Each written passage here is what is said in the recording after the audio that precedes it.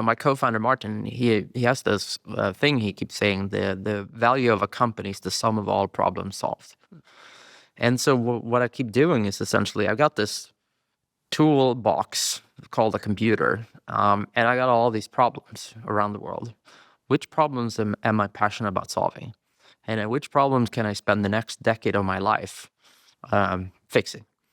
Because if I'm not interested enough in it to spend a decade fixing it, it's probably not worth pursuing. I love what Jeff Bezos said on this. He's just like, he tells the people, he used to tell people in Amazon at the very beginning, he's like, we're trying to build something that we can be proud of, something that we can tell our grandkids about.